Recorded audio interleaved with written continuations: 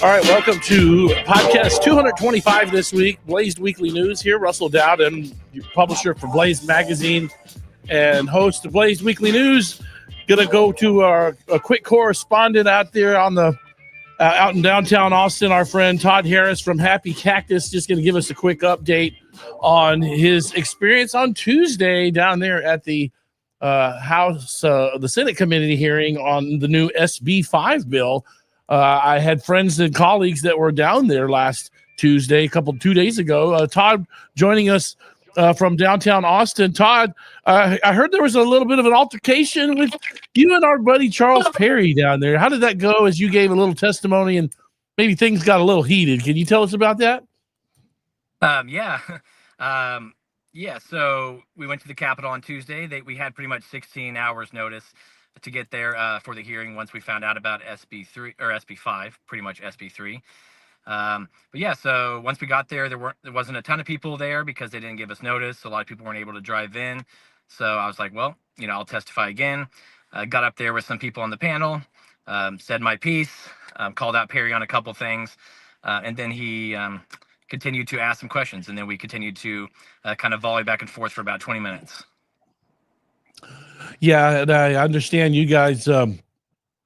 He brought up, or you brought up the IDing of Perry. Did he bring up the fact that your staff members were trained to ID everybody, including Lieutenant Governor Dan Patrick, or was that something y'all brought up? No, we definitely brought that up. He basically started out saying, I don't think you'd want to bring that up. He started out saying, I have a few questions. They're not trick questions, not trying to trip you up. And then he continued with his trick questions, trying to trip us up. But like I told you earlier today when we were talking, it was pretty, easy to not get tripped up because we know what we're talking about. We've been following the laws. Like, yeah, we train our employees very well. We have all the testing. We follow the regulations that are actually already in place in Texas. Even though we would love to expand on them, there are some regulations which they keep ignoring. But yeah, so he asked some questions. He asked if we have natural products or if they're synthetic. And so we kind of described our products as well with Ajal Mitchell, another lobbyist and manager of a hemp company that was next to me, kind of answered that question for him. But yeah, he also was wondering if we ship products, or if we get products shipped to us from out of state, which we do. Which isn't legal, but he claimed it was illegal. And so, I told him that I don't believe it is illegal and I would like to see proof. And he didn't give any proof, of course. He continued to kind of say that we do follow the Delta 9 limit, but we hang our hat on that, but we still throw in as much Delta 8, Delta 10 that we want. And that's illegal, he was claiming. And I, tried to explain to him that it's okay if he doesn't know the science behind it. But the truth is, the only thing that is in the law that is measured is Delta 9. And so by putting Delta 8, Delta 10 in there, it's not raising the THC limit, the Delta 9 THC limit. It's just raising the overall THC or the potency, which I was trying to explain to him that he's mentioning potency when he's trying to say legal percentage. So he was trying to say that everything we're selling is illegal, and I was able to show him that it's not. Right. I got in a few little jabs there, nothing too intense. I feel like I kind of blacked out until the end of it, until the 20 minutes were done. But luckily, I think I stayed Well, on point Todd, without getting too upset. to your credit, though, brother, I mean, these lawmakers aren't scientists. They're trying to wrap their head around it. But I commend you for going down there and with anybody else in the industry to give testimony on this new SB 5, which is we've all kind of seen here in the last 48 hours. It's kind of a rollout of, it's the Godfather Part 2 of SB 3. Essentially, yeah. It's the same darn bill.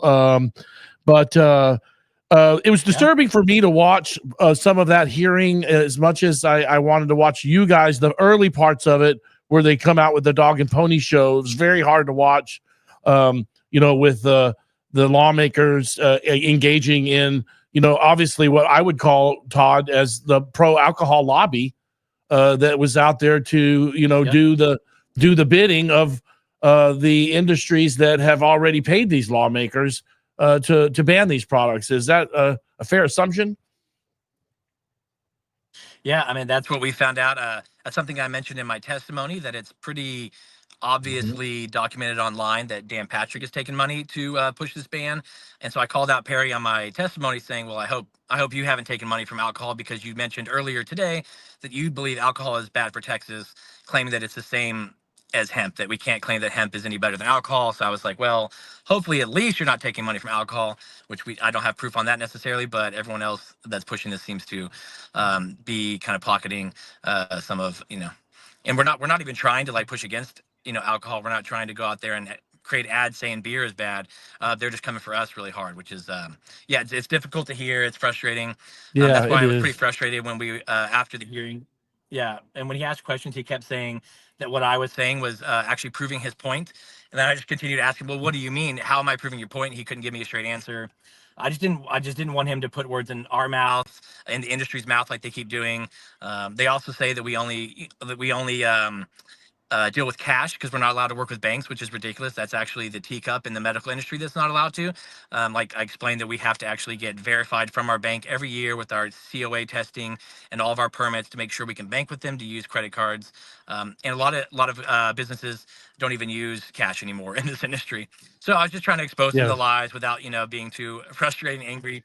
Luckily, Perry did let me actually speak. He didn't try to shut me down, but Angela Paxton did shut us down eventually after about 20 minutes.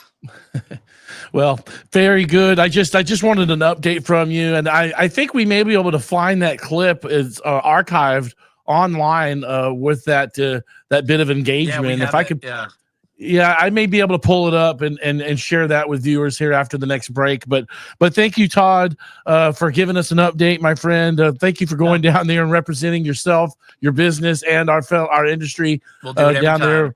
there.